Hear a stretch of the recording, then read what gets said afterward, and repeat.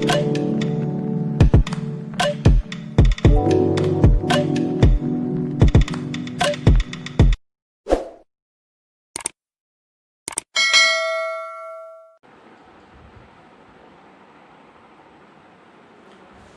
friends. Today we are going to study the new topic, the summary of the poem. The name of the poem is Where the Mind is Without Fear. This is really the important topic which teaches the importance of the life and how was the India before the independent. So this is the poem which is written before the independence of India or before the independence of India. So how the India was during the British or during the Britishers, where the Britishers were ruling over the India, the situation of the peoples, the mind, the feelings, emotions of the peoples, so that we can understand here. So this summary focuses on the important elements as well as the situation under the British rule. So let's go, we will see the summary of the poem step by step. The name of the poem is Where the Mind is Without Fear. It is written by Rabindranath Tagore. He was the great Indian poet during the period of the Britishers. So he had composed a very inspirational poem here.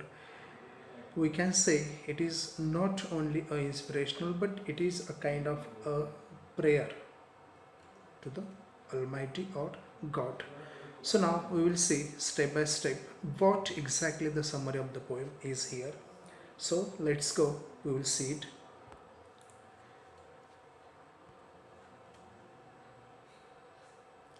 So before going to touch the main point, we will see the introduction of the poet.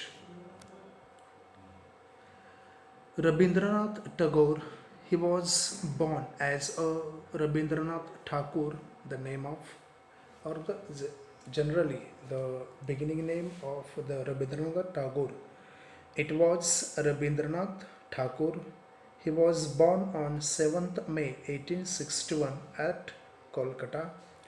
He is known by his pen name like Bhanu Singh Thakur, Gurudev, Kabi Guru, and Biswa Kabi. These are the different names of the Rabindranath Tagore. He was a polymath, poet, musician, artist, and Ayurveda researcher, playwright, essayist, and a painter. So he played a different kind of the roles in his life.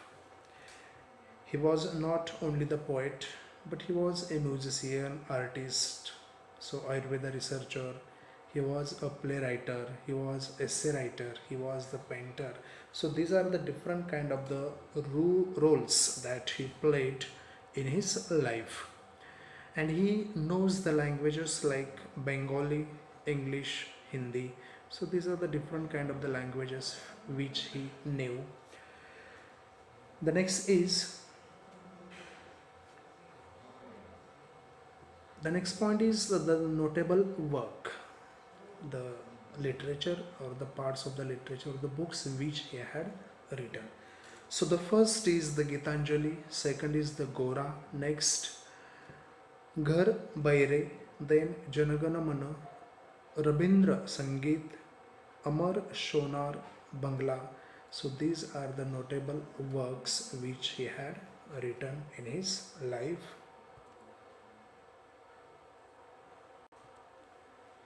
Next one is Rabindranath Tagore. He was born as the Rabindranath Tagore that we have seen. So in detail also we can be see the different names. So these are the important points which we know.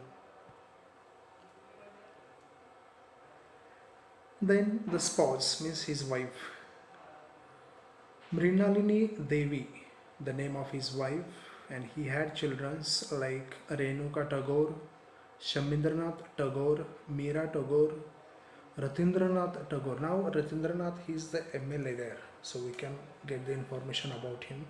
And Madhurila, Madhurilata Tagore. So these are the childrens of the Rabindranath Tagore.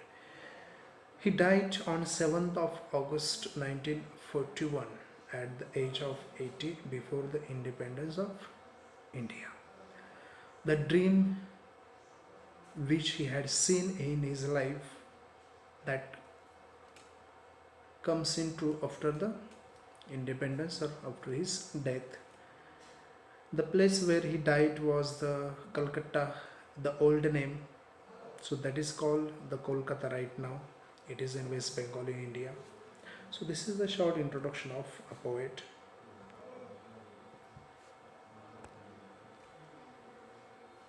The next point is that he was the author of the Gitanjali. What is the Gitanjali exactly? Gitanjali is a profoundly a sensitive, fresh and beautiful verse.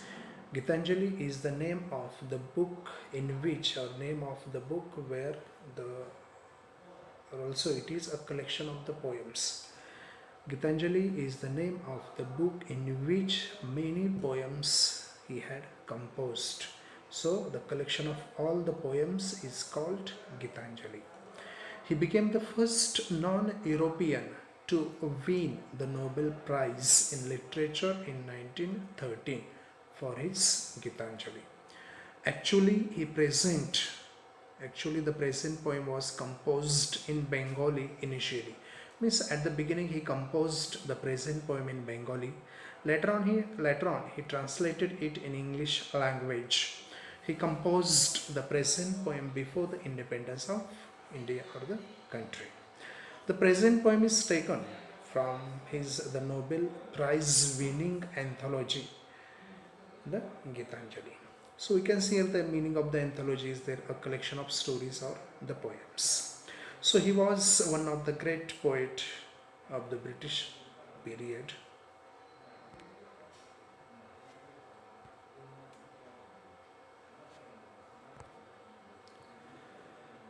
He addressed to motherland through this poem.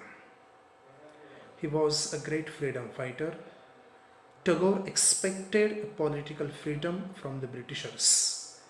He also appeals to God for social, educational, economical freedom for the people of India. He hopes he will create a dreamed India after its independence from the British rule, and the present poem is a dream of the poet, which comes in true after the 1947.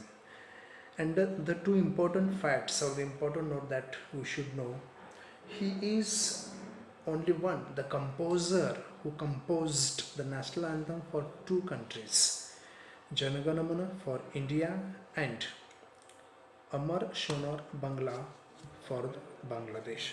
So no one is like him, the other person or the poet who has composed such kind of the poems or the national songs. So like he was a really great person. So now we will see what is the meaning of the title here. The title of the title of the poem is Where the Mind is Without Fear. I have split out or divided each word and we will see the meaning of each word there, because as per the point how to study a poem, so here we are going to study that. First is the where. The meaning of the word where is the place or the location on earth. Second is the mind is. The mind means it is organism which accepted the conscious and unconscious feelings of the or mental activity. So this is called the organism of accepting the feelings of the human being. Without means lacking something. So the mind is lacking the place. What kind of the place? Say next point, fear. An unpleasant emotion or thought or a condition. See, unpleasant means unhappy, which is not a happy, means the emotions, the thoughts which don't have express any happy mood or the tone of the life. So such kind of the unpleasant emotions or the thoughts or the condition of the mind that you have when you are frightened or worried by something dangerous, painful, or bad that is happening or might happen. So the event, any dangerous or the bad event which happened in our life, because of that we are frightened. So the condition or the condition of the mind, the frightened mind or the feelings or the frightened or the fearful feelings of the mind.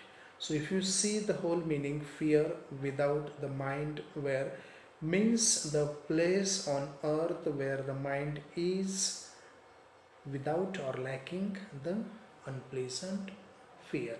So this kind of the world or the place which the poet wants, and he is searching such a place. And while searching such a place, he requesting or appealing to God that show me the place where the mind of the people or the human being will live without fear.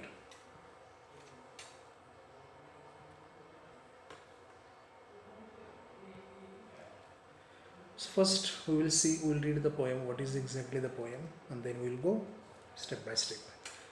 Where the mind is without fear and the head is held high, where the knowledge is free, where the world has not been broken up into the fragments by narrow domestic walls, where words come out from the depth of truth, where tireless striving stretches its arms towards the perfection, where the clear stream of reason has not lost its way into the dreary desert sand of dead habit, where the mind is led forward by thee into ever widening thought and action.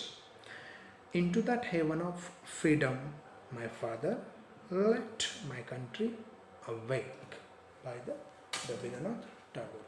So this is the poem.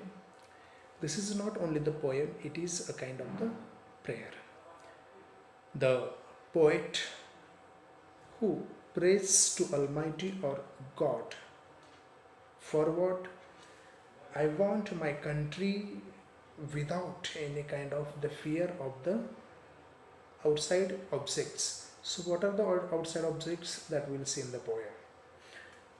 Keeping one thing in mind that the poem is written under the rule of the Britishers or during the period of the Britishers, where our country was ruling by the Britishers. So we can guess what is the meaning there and what the expectations, dreams, emotions, feelings, thoughts the poet had during that period.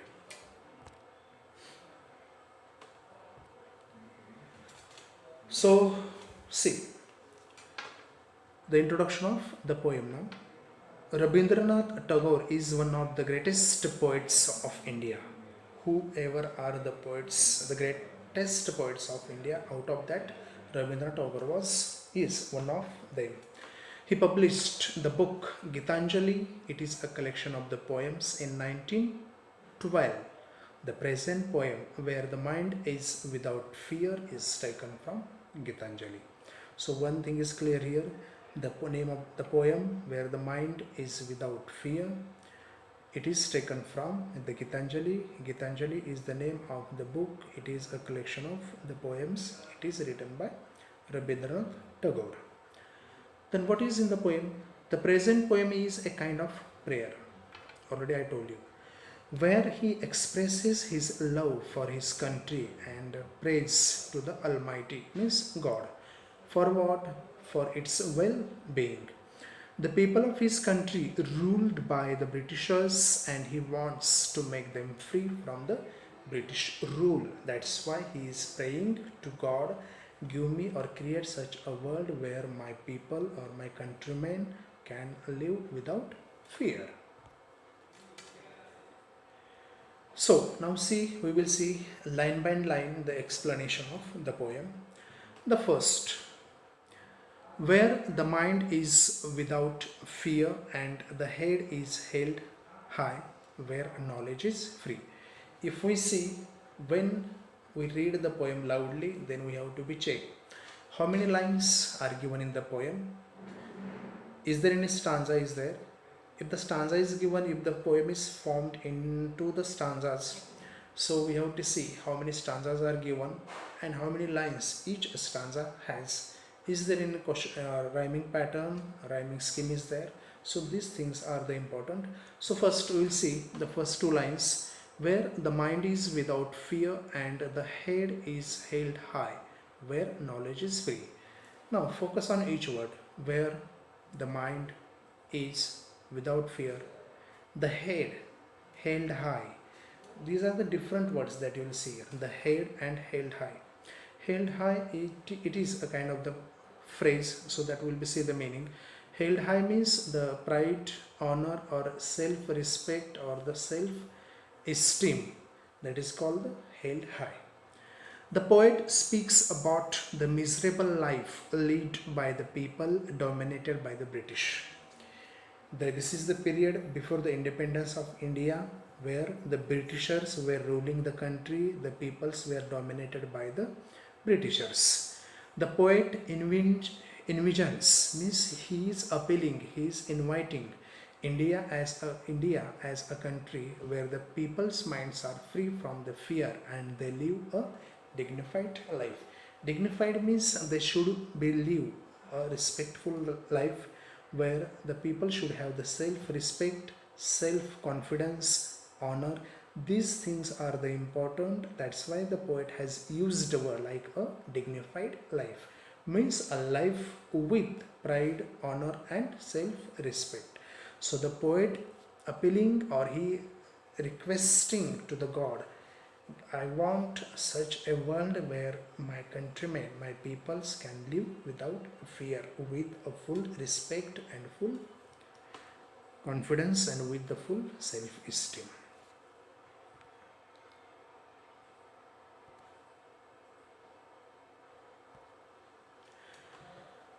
Next line is there, where the mind, that the poet searching such a place where the people of his country can live without fear. He prays to God that the people should live without fear. They must live with self-respect, honesty and dignity.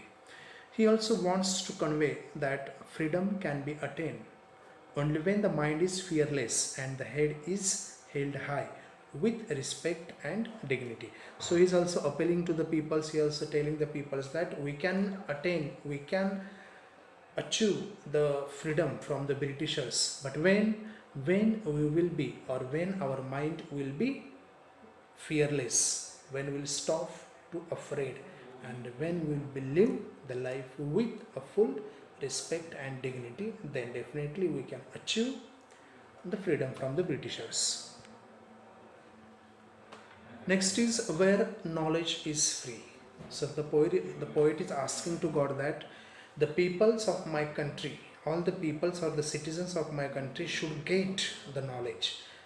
Knowledge must be available for all citizens. Everyone should get the basic right of education. The poet feels severely that it is necessary for all the citizens of the country to break all the obstacles like the social, political shackles, and even personal beliefs and superstitions. He says that knowledge should be free for all the peoples, the poor people, rich people. So there should not make any discrimination. All the institutes, schools, colleges should come together and they should provide education to all the peoples. Knowledge should be free for all the peoples of all the religions, caste, races, tribes, dialects. which was restricted by the Britishers. During the period of the Britishers, all peoples were not allowed to take education. Some specific or the rich peoples, landlords, the members of the king's family, the members of the palace, only those peoples were allowed to take education. But the poet wants that all the peoples should get the equal right for the education.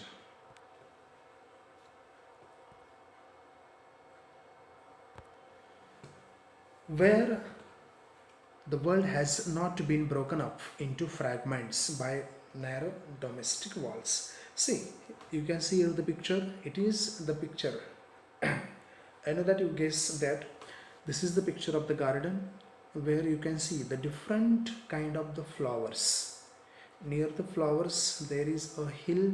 On hill there are different kind of the trees. At the same time we can see the sky. The sky has a red or a yellow, which color is there, white color is there, blue color is there, violet color is there. So that these are the different colors which the sky hold there. So we can guess the meaning that the beautiness of the garden that doesn't create the obstacles by the sky or by the hills.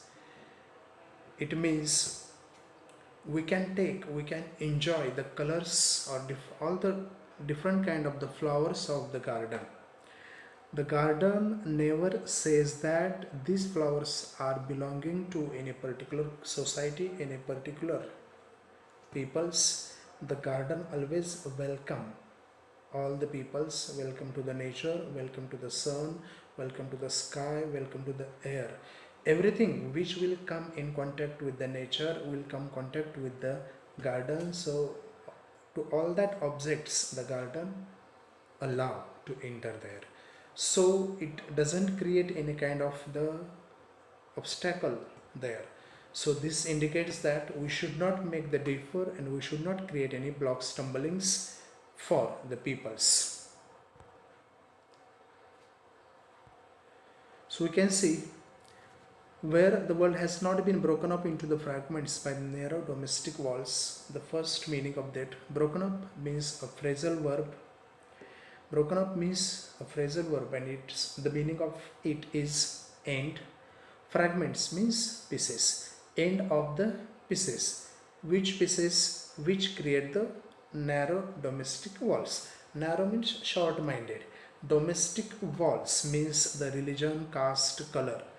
The society where the narrow-mindeds are created the divisions or the differences like the religion, caste, color. So all this kind of the what we say, the domestic wall or this kind of the obstacles that should be removed out from the world. So the poet speaks or he informs here that the Britishers used the policy divide and rule by creating obstacles like the religion, caste, race, social and economical values between the countrymen. So the people believed in superstitions and Britishers got the benefit of this, and that's why the peoples were ruling by the Britishers. And the poet appealed to the peoples that the world it will not be break on the basis of the caste, religion, language. All the peoples are one. All the peoples they should be live as a one and they should be live in unity. And if we live in unity, so the religion, language, caste, color, social barriers will not be divide us.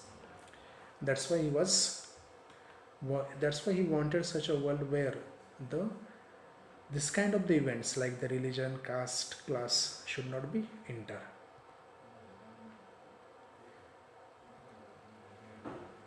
Where words come out from the depth of truth, you can see here the depth of truth that show in the figure, and it should come means the people should speak truth.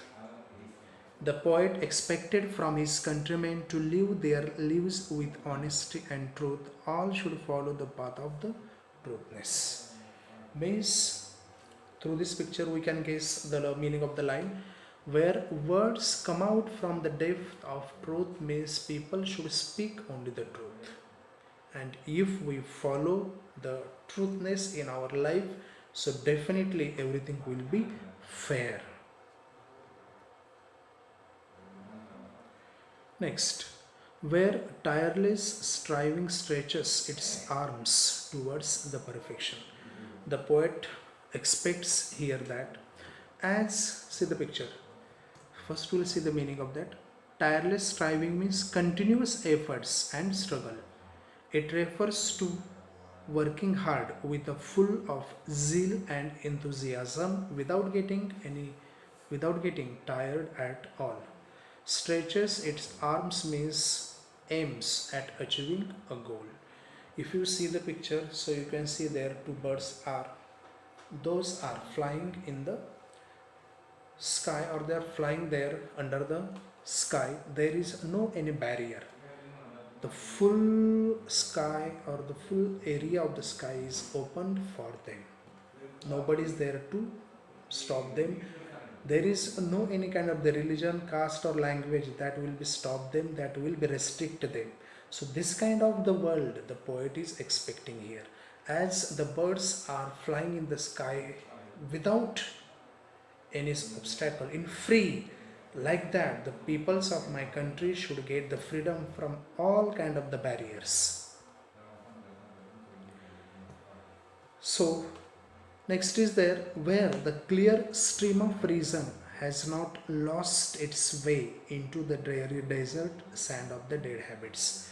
If you see, this is the picture where the water is flowing, and you see the stones, big stones are here. Those are like obstacles, but the water never stop at its place.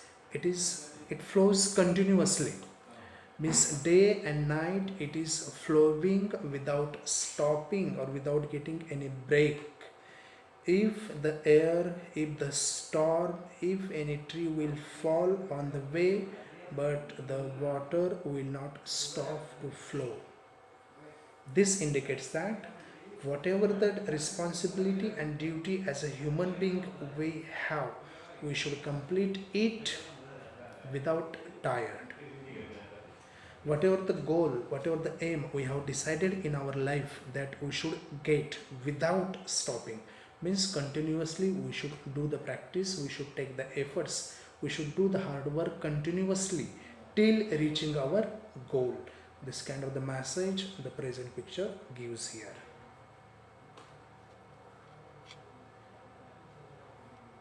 See, where the clear stream of reason has not lost its way, it flows continuously. And what is the goal of the water is to go and reach and mix up in a river.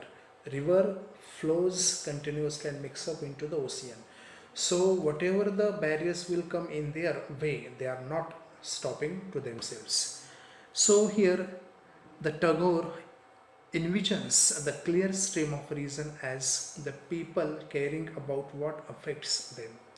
He wants people to use their voice to take action. When the Tagore seeks to avoid the dreary desert of dead habits, he wants the people to use a reason to actively guide their voice as they make meaningful action. It means the people should not follow the old traditions which will stop them for their development. So here the poet wants to say that you should work continuously till getting the progress in your life. Don't stop. Like Swami Vivekananda also told that you should not stop yourself till getting the goal of your life.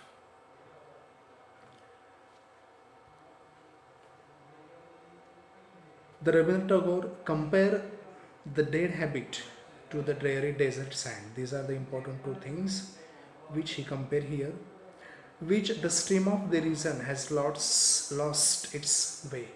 Dreary desert sand stands for the various superstitions which do not let us apply the logic or thus do work blindly according to our superstitions. So the word dreary desert sand, it is like a superstitions and the old traditions. So that does not allow us to improve ourselves. But the next one was there given in that we should have the hopes, and the hope will help us to come out from such kind of superstitions. Where the mind is led forward by thee into ever widening thought and action.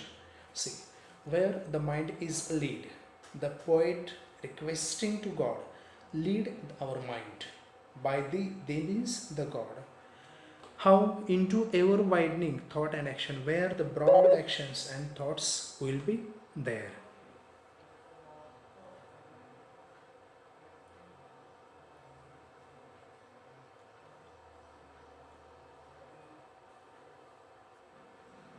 Okay, so the poet does not want his people to dwell in the mistakes of the past or be possessed by it. He wants the country to be led forward by the God into the freedom of broaden attitude and the mindset. He was telling that the people of our country should not make the mistakes which he had done, which the peoples have done in the past. They should accept the positive and the broad way or the look or the view of the life. They should think the future. The future should be positive and a hopeful. The poet appeals that the countrymen must possess the noble thought and be away from the such kind of the disbeliefs and the superstitions. The people should have the good thoughts, good action, good words, good faith, and then they will be develop their life.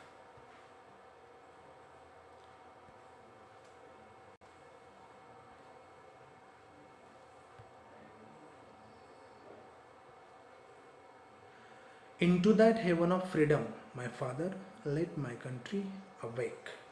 This is the last line where the poet, appealing to God by heart, he requests the Father to awaken his country into such a heaven of the freedom.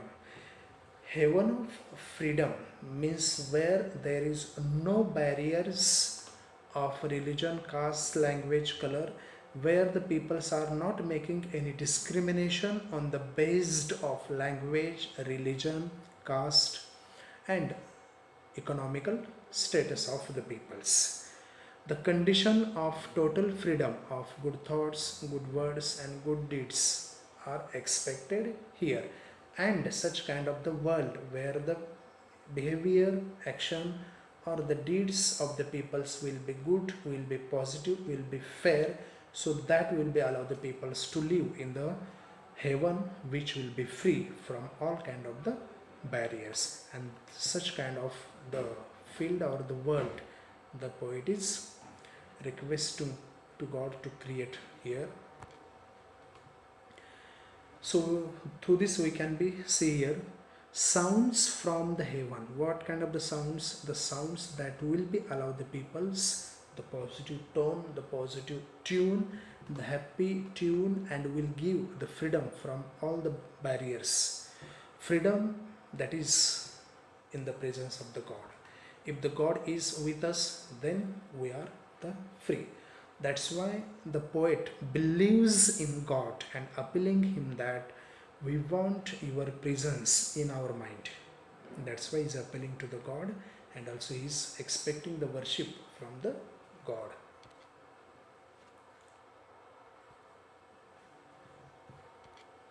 So in this way, it is not only the poem, as I told already, it is also a prayer to God, and the poet prays to God for his countrymen for getting the freedom from the Britishers and as well as from the superstitions and discrimination on the basis of religion, language, caste, color, on everything.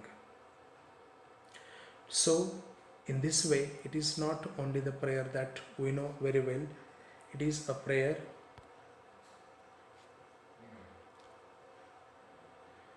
And so, in this way, the poet wants such a place where there is no fear.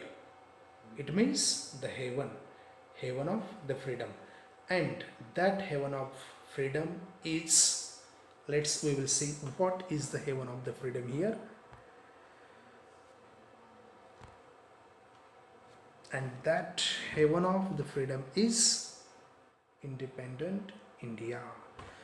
So the poet wants the independent India where the peoples of India will live free, where there will not be any barrier, there will not be any obstacle, and also they will live a free and happy life with self-respect, with a dignity, and they will get the rights of education. All the category or people of all categories, they will get the right to access in education, and they can develop their life with the help of the education.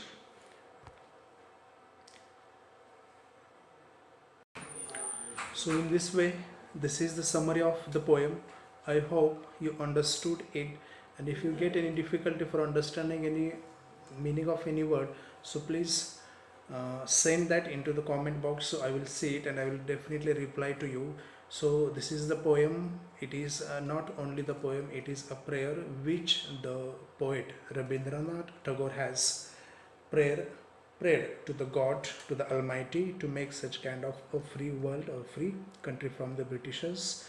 And in this way we can understand if exactly the word which is without fear for the countrymen of, or for the peoples of the country. So try to or guess the meaning of exactly what the poem or the poet conveys here, and I hope you understood it. Thank you so much for watching this video, and if you have any difficulty, so please comment me there in box, so definitely I will be reply once again there. And once again, thank you so much for watching my video. I hope you will enjoy it. Thanks.